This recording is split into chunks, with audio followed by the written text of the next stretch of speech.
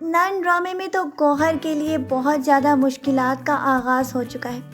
پہلے تو وہ جہانگیر کو جا کر بہت زیادہ دھمکا چکی تھی کہ وہ اس کی اور رابی کی زندگی کو تباہ و برباد کر دے گی، جبکہ جہانگیر کو اس کے رویے پر بھی بہت زیادہ پریشانی تھی کہ یہ اس کے ساتھ ایسا کیوں کر رہی ہے، کیونکہ وہ تو اس کو طلاق دے چکا ہے اور اس کی زندگی برباد کر کے اس کو کیا حاصل ہوگا۔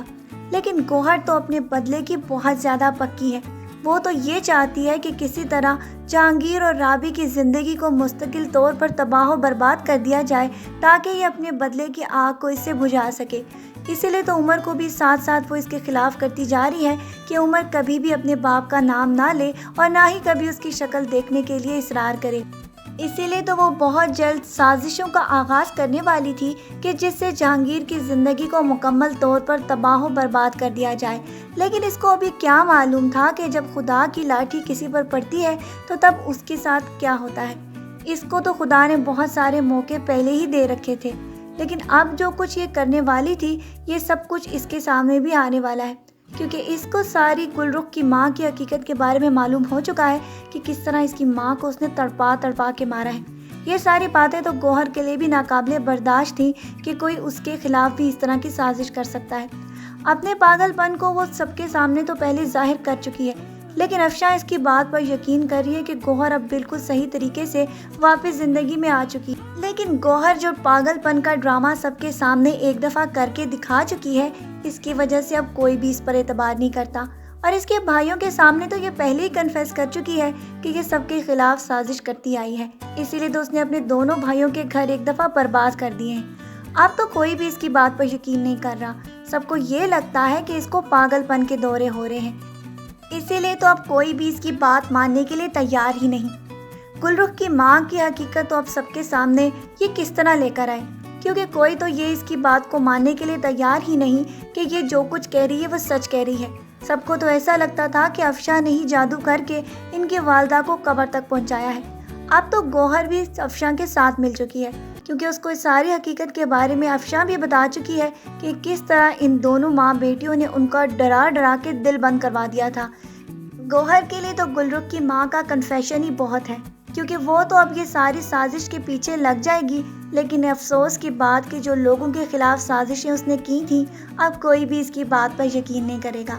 سب کو صرف ایسا ہی لگے گا جیسے یہ دونوں ماں بیٹیاں بہت معصوم ہیں اور گوہر اپنی پچھلی سازشوں کی طرح نئی سازشیں رچ رہی ہے۔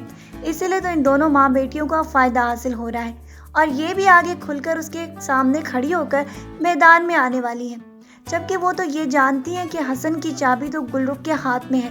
اسی لیے تو جب بھی گوہر اس پر اٹیک کرنے کی کوشش کرتی تھی حسن آگے آ جاتا تھا۔ ثاقب کو تو ابھی اس بات کا اندازہ ہی نہیں کہ جس عورت کو وہ ماں کا درجہ دے رہا ہے وہ اصل میں ان کی ماں کی قاتلہ ہے، اور یہ باتیں تو آگے جا کر کھلنے والی ہیں، کیونکہ یہ دونوں عموماً بات کو احتیاط کیے بنا کسی بھی جگہ پر شروع ہو جاتی ہیں، اور ان کی باتیں عن قریب ثاقب اور حسن کو بھی پتہ لگنے والی ہیں۔ لیکن اس کے لیے تو بہت ساری ایپیسوڈز رائٹر نے پہلے ہی سوچ رکھی ہیں کہ گزار کے ہی بتانا ہے۔ اسی لیے یہ تو ہمیں انتظار کرنا پڑے گا کہ کب تک حسن کو ان دونوں ماں بیٹیوں کی اصل حقیقت کے بارے میں پتہ چلے۔